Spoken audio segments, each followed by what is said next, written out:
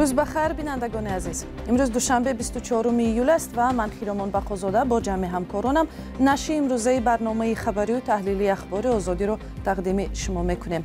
حالا به موضوعهای برنامه توجه کنید. خویشاوندان نظام الدین نصرالدینوف میگویند اخیراً مقامات بلاروس این فعال تاجیک را به تاجیکستان استرداد کردند. یک بانوی ثوابجوی از کولاب نه تنها خانواده خود بلکه دهها همسایه‌اش را هم با آب پاک آشامیدنی تامین نمود. وگی میشود سحری میشوند میان اینجا ما میان بسیار پر میکنیم میان میگیرن میبرن. فعالان تاجیک از آن نگرانند که برای بسیاری ها در تاجیکستان لطوکوبی زن در خانه گویا روا دانسته می شود. اگر مسلمانی حقیقی باشند باید زن را نزنند. خویشاوندان نظام الدین نصرالدینوف میگویند مقامات بلاروس اخیراً این فعال تاجیک را به دوشنبه استرداد کردند. نصرالدینوف 8 سال اخیر در آلمان زندگی و نظام سیاسی تاجیکستان را انتقاد میکرد. او روز 8 ینور این سال هنگام گذشتن از سرحد لیتوا به بلاروس دستگیر شده از آن زمان تا حالا در بازداشتگاه شهری گرودنا نگهداری میشد. او را با درخواست تاجیکستان بر اساس ماده دعوت عمومی به افراطگرایی بازداشت کردند. قبلا 9 سازمان با نفوذ حامی حقوق از مقامات بلاروس طلب کردند که به هیچ صورت این فعال سیاسی را به تاجیکستان ندهند. سازمان‌های بین المللی حامی حقوق تاجیکستان را برای شکار منعقدانش در خارج انتقاد می‌کنند. فعالان حقوق می‌گویند بعد تغییرات در قانون‌های جنایی بلاروس بازداشت و استرداد منعقدان حکومت تاجیکستان آسان می‌شود و احتمالاً نظام الدین نصرالدینوف اولین قربانی این تغییرات به قانون می باشد. یک خانواده در شهر کولاب که دوام سالهای زیاد از بی‌آبی اذیت میشد توانست این مشکل را نه تنها برای خود بلکه برای یک بنا استقامتی 2 طبقه هم حل کند. این عائله از چاه زیرزمینی آب کشیده آن را دسترسی عموم کرده است، کاری که باید اصلا مقامات حکومتی محلی انجام میدادند. همکارم محمود جان رحمتزاده تحقیق نمود که چرا نهادهای مربوطه شهرداری تا حال به مشکلی کمابی رسیدگی نکردند. اویمگل جلیلووا حوض آبش را با این شکل هر ساعت پر میکند. این حوضی که 3 تن آب در خود جا می‌دهد در عرض 1 ساعت خالی می شود. زیرا نه تنها برای خانواده اویمگل بلکه همسایگان این بینای بلند آشیانه نیز خدمت رسانی میکند. تا برآوردن آب خانم اویمگل مشقت آبکشی را از سر گذرانده است. ما اون عیسنی مکتبی 5 میرفتن میآوردن. 58 میآوردن قوق میشید دیجاش خیلی نک اینجا که نمی اومد به ما اخیران بودیم و آب نمی اومد میرفتیم اون کوچه‌های دیگه میگرفتیم میومدیم. خیلی نکنه این 6-7 سال شده میره به در کردیم شگرونه خدا هم خدمو میخریم اینا هم اینا می دومم عذاب دهی. پسران اویمگل که شاهد زحمت مادرشان بودند در فکری برآوردن آب شده اند. از 100 متر زیر زمین برای خانم اویمگل آب برآورده اند. اکنون از این آب نه تنها خانواده اویمگل جلیلووا بلکه همسایه‌ها نیز استفاده میبرند. در این فصل گرمای سال 3 دستگاه آبکشی را عوض کرده اند. اینا میگی میشود سحری میشوند میان اینجا ما میان بسیار پر میکنیم میان میگیرن میبرن ما که یگون گپ هم نمیگیم که میگیم هم ثوابش به ما را رحمت بوش به ما را برسه بسه. این بنا از 2 آشیانه عبارت است. ساکنانش میگویند که هر فصل تابستان در منزل‌هایشان همین معما را دارند. ساکنان هر سال مشکلات خود را به مقامات بیان میکنند. پس از هر مراجعت از مقامات وعده بازسازی را میگیرند. اما تا حال مقامات به وعدهشان وفا نکرده اند. چند باری که ما مکتوب کردیم ایم سویو همه چیو را گرفتیم بردیم با چیو را دادیم با چیو رئیس شهر پروکراتور بردیم با چجون همی یک گمر امیجا پرابلمش اوای. اداره آب و کانالیزاسیون شهر کولاب وجود کمابی در فصل گرما را اعتراف میکند، ولی این چنین ادعا دارد که ساکنان حق آب را پرداخت نمیکنند. حالا قرض آب در کولاب به 18 میلیون سومانی رسیده است. مقامات میگوید که با وجود این تمام تلاش خود را برای تامین آب ساکنان انجام میدهند. در شهر کولاب مثل این خانه بلند آشیانه هر سال 10 ها ساکن شکایت میکند که مشکل آب دارند. یکی از مشکل های ساکنان این خانه بلند آشیانه هم نداشتن آب است. آنها میگویند که همگی 100 متر از خانه آنها آب برآورده شده است، اما تاکنون آب به خانه آنها نمیرسد. مشکلات آب به محله جمعه علی محدود نمی شود. ساکنان محله‌های سعدی شیرازی که عمدتاً در خانه‌های بلند سکونت دارند از مشکل آب در منزل‌های خود شکایت می‌کنند. اداره آب و کانالیزاسیای کلاب میگوید که با ساختن حوض‌های آب این مشکل برطرف خواهد شد. محمود جان رحمتزاده، آزادی، کلاب.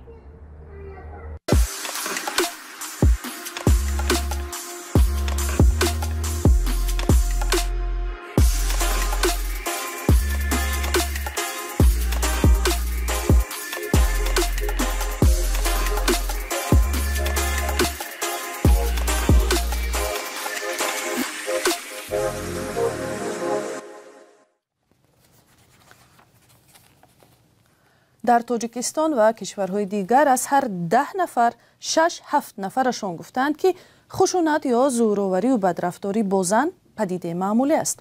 به اندیشه این گروهی پرسیده شده حالت کوبی زن گویا یک کاری روا بوده است. پرسش را برنامه رشد سازمان ملل متحد برپا کرده است، ولی بسیار حکومت‌ها از جمله مقامات در تاجیکستان گفتند که با نتیجه های آن راضی نیستند، چون به گفتهشان مبارزه با خشونت نسبت زنان یک بخشی از برنامه دولتی می باشد. ولی زنهایی که جبر ظلم و ستم را از دست شوهر کشیدند چی میگویند؟ سرناز روح‌الله و شهلای عبدالله با یک چنین زنی تاجیک هم صحبت شدند. بیبی خول قبل از ازدواجش در 5 سال پیش برپا کردن اویله را یک دلیل دیگری برای خوشبختی میدانست، اما تجربه تلخ نظر او را به اویله داری دیگر کرد.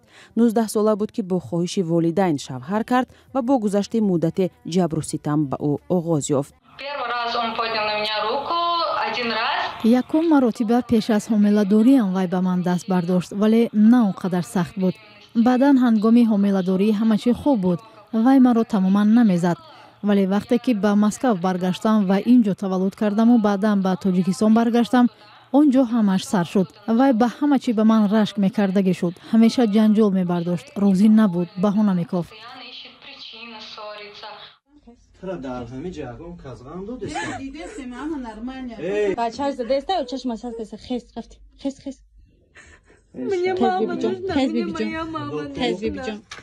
بیبی خول 3 سال تحمل کرد تا زمانی که به حد لطو شد که به شفاخانه افتاد. والدانش هم نگذاشتند دیگر به خانه شوهر برگردد. یک پژوهش نوی برنامه رشد سازمان ملل عین چیز را نشان داده است که 67% به این باور بودند که زورآوری به زن در اویله کاری معمولی است. از جمله زن و مرد در تاجیکستان هم گفتند لطوکوب زنان را جایز می‌دانند.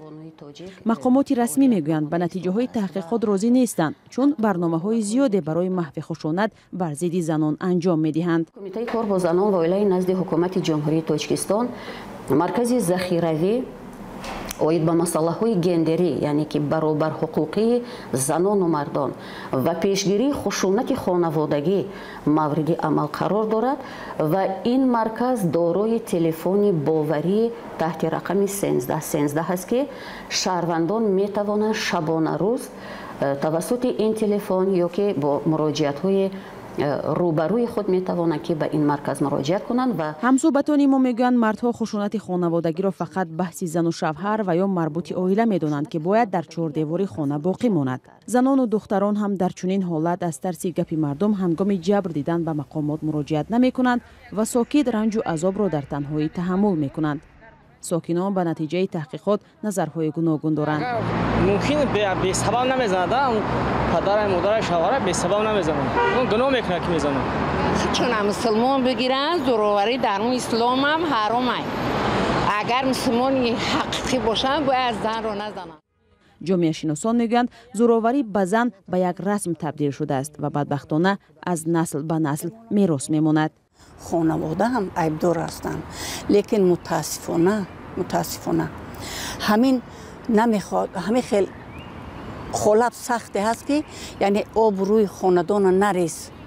همون شخصی که سببگار هست انا به حاضر همین حالتی همین نابخشیدنی گویم من می شود، همین است که همون آیی که سببگار خودکشی هستند جزا نمی بینند. حامیان حقوق بی‌اعتنایی به خشونت به زن را علت کاهش نیافتن این تمایل در تاجیکستان می‌دانند. مقامات میگویند سال 2022 بیشتر از 5000 نفر از خشونت و زورآوری در اویله شکایت کردند که 90% آنها زنان بودند. ба гуфтаи ҳомиёни ҳуқуқ ин оморҳо танҳо қатрае аз баҳр аст ва садҳо ҳазор тани дигар таҳаммули ҷабру зулмро авлотар аз гапи мардум медонанд. Сарвинузи Рӯҳло, Шаҳлои Абдулло, Озодӣ, Душанбе. дар тоҷикистон давраҳои омӯзиши парвоз тавассути чатр ё параглайдинг роҳандозӣ шудааст ва дар миёни аввалин шогирдони ин мактаб бонувон низ ҳастанд. дар дарсҳо парвоз дар баландӣ аз 500 метр боло дар фазои тоҷикистон омӯзиш дода мешавад. ба бовари бисёриҳо параглайдинг як навъи дигари варзиши хатарнок аст, вале донандагони он мегӯянд баъди омӯзишу таълим ҷои тарсу нигарониро ҳаловат аз парвози озод мегирад. Амир Исоев ва Искандари Фирӯз гузориш медиҳанд. Саодат Усмоноваи 24 сола аз даврони кӯдакӣ иштиёқ ба парвоз дошт ва акнун бо роҳандозии давраҳои омӯзишӣ аз сӯи Федератсияи парапланеризми Тоҷикистон ба яке аз нахустин шогирдони ин навъи варзиш дар кишвар шуд. Азбаски ки камтар калонтар ки шудам фаҳмидам ки параплан боз нақстар ва хубтар ҳаст барои парвоз кардан, аммо ҳамчун лётчик ман намехостам будан. Саодат Усмонова токунун 10 парвозро дар баландии то 500 метр анҷом додааст. Мегӯяд боз чанд дарси дигар боқӣ монда ва ҳадаф дорад дар баландиҳои то 3000 метрӣ парвоз бикунад. Маҳмудҷон Муқимов, мураббии ин навъи варзиш дар Федератсияи парапланеризми Тоҷикистон мегӯяд, онҳо мехоҳанд тасаввури ғалатро, ки парапланеризм хатарнок ва экстремалӣ мебошад, аз байн бубаранд. Хатарнокиш зиёд аз ҳамон ронандаҳое ки мошин ҳай мекунанд, аз он зиёд нест. Дар вақти парвоз бо қонуну қоидаи худаш ҳаст. Агар худи пилот гӯем, ҳамон одами нафаре ки ҳамира идора мекунад, агар аз қонуну қоида набарад, ягон хатарнокӣ нест.